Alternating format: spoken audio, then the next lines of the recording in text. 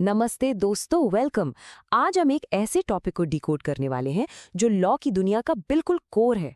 Interpretation of statutes. मतलब जब कोई कानून लिखा जाता है तो उसके असली मतलब को समझा कैसे जाता है। चलिए इसको आसान भाषा में तोड़ते हैं। तो आज हम क्या क्या कवर करने वाले हैं? पहले हम देखेंगे कि कानून बनाता कौन है, फिर हम जजेस के पावर को समझेंगे, स्टैट्यूट क्या होता है इस पर बात करेंगे, और आखिर में वर्ड्स और उनके पीछे छुपे असली इंटेंशन के बीच का फर्क समझेंगे। और हाँ, एक सुपर फास्ट रिवीजन भी है। तो चलिए शुरू करते हैं पार्ट 1 से। सवाल सीधा है, कानून बनाता कौन है? Who are the real law makers in our country? देखिए, कानून बनाना ना किसी एक इंसान या एक बॉडी का काम नहीं है। ये पावर स्टेट के 3 मेन पिलर्स के बीच बनता हुआ है। आप इन्हें 3 ऑर्गन्स समझ सकते हैं: लेजिस्लेचर, एग्जीक्यूटिव और जुडिशरी। सब मिलकर एक बैलेंस बनाए रखते हैं। तो सबसे पहले आती है लेजिस्लेचर, यानी हमारा पार्लियामेंट। इनका काम है प्राइमरी लेजिस्लेशन बनाना। प्रोसेस बड़ा स्ट्रेट फॉरवर्ड है। पहले एक आइडिया को बिल के फॉर्म में ड्राफ्ट किया जाता है। फिर इस बिल को लोकसभा और राज्यसभा दोनों हाउसेस से ग्रीन सिग्नल मिलना जरूरी है। जब वहां से पास हो गया तो फाइनल अप्रूवल के लिए जाता है प्रेसिडेंट के पास। और जैसे ही प्रेसिडेंट ने साइन किया, बूम, वो बिल अब एक एक्ट यानी एक स्टैट्यूट बन जाता है। इसी को हम कहते हैं सुप्रीम लेजिस्लेशन। लेकिन यहाँ एक ट्विस्ट है। सिर्फ पार्लियामेंट ही नहीं, एग्जीक्यूटिव भी कानून बनाती है। पर कैसे? इसे कहते हैं सबऑर्डिनेट या डेलीगेटेड लेजिस्लेशन। सोचो, पार्लियामेंट ने एक बड़ा कानून बना दिया, जैसे मोटर व्हीकल्स एक्ट। अब उसके अंदर छोटे छोटे रूल्स जैसे ट्रैफिक लाइट्स के नियम या स्पीड लिमिट्स, ये सब बनाने की पावर एग्जीक्यूटिव यानी मिनिस्ट्रीज को दे दी जाती है। बस शर्त ये है कि ये सबऑर्डिनेट रूल्स हमेशा उस मेन एक्ट के दायरे में ही रहने चाहिए। ओके, तो लेजिस्लेचर और एग्जीक्यूटिव की बात हो गई। अब आते हैं तीसरे पिलर पर, जुडिशरी। जजेस का रोल क्या है? क्या वो सिर्फ लिखे हुए कानून को फॉलो करते हैं? बिल्कुल नहीं, वो कानून को शेप भी करते हैं। चलिए देखते हैं कैसे। जजेस के पास एक सुपर पावर है जिसका नाम है stare decisis. Fancy Latin word है पर मतलब बड़ा सिंपल सा है, to stand by things decided, यानी जो पहले डिसाइड हो चुका है उस पर टिके रहो। इसका सीधा सा रूल है कि हर लोअर कोर्ट को अपने से ऊपर वाली यानी हायर कोर्ट के फैसलों को मानना ही पड़ेगा। इससे लॉ में कंसिस्टेंसी आती है, सबको पता होता है कि लॉ क्या है। तो अगला सवाल ये है कि एक जजमेंट में आखिर बाइंडिंग क्या होता है? पूरा का पूरा जजमेंट? नहीं, बाइंडिंग पार्ट को कहते हैं रेशियो डिसिडेंडी, एक और लैटिन टर्म जिसका मतलब है the reason for the decision. ये वो कोर लीगल प्रिंसिपल है जिसके बेसिस पर जज ने केस डिसाइड किया। बस यही हिस्सा आगे के केसेस के लिए एक रूल बन जाता है। और रेशियो के अलावा जज जो कुछ भी कहता है, उनकी पर्सनल ओपिनियंस या कोई हाइपोथेटिकल एग्जाम्पल, उसे कहते हैं ऑबिटर डिक्टा। मतलब things said by the way, मतलब बातों बातों में कही गई चीज। हाँ, इसकी पर्सुएसिव वैल्यू हो सकती है, मतलब दूसरे जजेस इससे इंस्पिरेशन ले सकते हैं, पर यह बाइंडिंग नहीं है। कोई इसको मानने के लिए मजबूर नहीं है। चलिए इसको एक जबरदस्त एग्जाम्पल से समझते हैं। मान लीजिए एक आदमी का पालतू टाइगर भागकर पड़ोसी को काट लेता है। केस कोर्ट में जाता है। जज कहता है, देखो, जंगली जानवर पालना अपने आप में ही खतरनाक है, इसलिए मालिक हर नुकसान के लिए लायबिल है। ये जो रूल है ना वाइल्ड एनिमल्स की लायबिलिटी का, ये है इस केस का रेशियो डिसिडेंडी। फिर जज आगे कहता है, वैसे अगर ये एक कुत्ता होता तो शायद मालिक लायबल ना होता जब तक कुत्ते की पहले से काटने की हिस्ट्री ना हो। अब ये जो कुत्ते वाली बात है, ये है ऑबिटर डिक्टा। क्यों? क्योंकि केस टाइगर के बारे में था, कुत्ते के बारे में नहीं। ये बस एक एक्स्ट्रा थॉट था।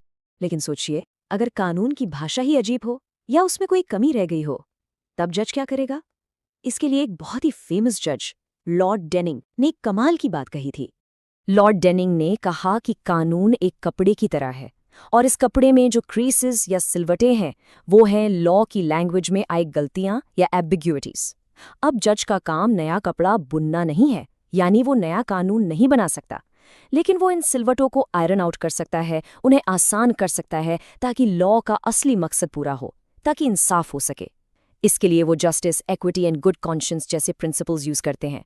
बैंगलोर वाटर सप्लाई केस इसका एक क्लासिक एग्जाम्पल है, जहां इंडस्ट्री शब्द को एक नया और बड़ा मतलब दिया गया। हम इतनी देर से स्टैच्यूट वर्ड यूज कर रहे हैं, तो चलिए अब ये क्लियर करते हैं कि आखिर ये स्टैच्यूट होता क्या है और ये दूसरे लॉज से अलग कैसे है। तो आमने सामने रखते हैं स्टैच्यूट लॉ और कॉमन लॉ को। स्टैच्यूट लॉ कौन बनाता है? पार्लियामेंट। ये लिखा हुआ होता है एक्ट्स और कोड्स में, और ये सबसे ऊपर है, यानी सुप्रीम। दूसरी तरफ कॉमन लॉ कौन बनाता है? जजेस। अपने फैसलों से। ये प्रेसिडेंस पे बेस्ड होता है। और अगर कभी स्टैट्यूट लॉ और कॉमन लॉ में कॉन्फ्लिक्ट हो तो हमेशा, आई रिपीट, हमेशा स्टैट्यूट लॉ ही जीतेगा। और हाँ, स्टैट्यूट्स भी अलग अलग टाइप के होते हैं उनके काम के हिसाब से। कुछ होते हैं कॉडिफाइंग, जो एक सब्जेक्ट पर सारे लॉज को एक जगह ले आते हैं, जैसे हिंदू मैरिज एक्ट। कुछ होते हैं कंसोलिडेटिंग, जो पुराने कई एक्ट्स को मिलाकर एक नया एक्ट बनाते हैं, जैसे सीआरपीसी। फिर होते हैं रिमीडियल, जो किसी सोशल प्रॉब्लम को ठीक करते हैं। पीनल, जो सजा देते हैं। और टैक्सिंग, जो टैक्स लगाते हैं। सिंपल।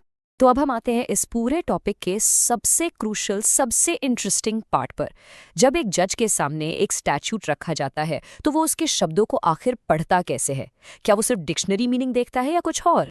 अक्सर लॉयर्स और स्टूडेंट्स इंटरप्रिटेशन और कंस्ट्रक्शन को एक ही चीज मान लेते हैं, लेकिन टेक्निकली इनमें एक बहुत ही इंपॉर्टेंट फर्क है। ये एक ही सिक्के के दो पहलू हैं, या आप कह सकते हैं कि ये लॉ को समझने के दो स्टेप्स हैं। इसको समझने के लिए आइए एक सिचुएशन इमेजिन करते हैं। एक पार्क है जिसके गेट पर साइन लगा है, नो मोटर व्हीकल्स अलाउड। अब आप बताइए, अगर एक डिसेबल्ड पर्सन अपनी इलेक्ट्रिक व्हीलचेयर पर उस पार्क में जाता है तो क्या उसने कानून तोड़ा? यहाँ पर इंटरप्रिटेशन और कंस्ट्रक्शन का जादू सामने आता है। अगर हम इंटरप्रिटेशन करें, यानी शब्दों का लिटरल मीनिंग देखें, तो हाँ, व्हीलचेयर में इलेक्ट्रिक मोटर है तो टेक्निकली वो एक मोटर व्हीकल है, सिंपल। लेकिन अब आते हैं कंस्ट्रक्शन पर।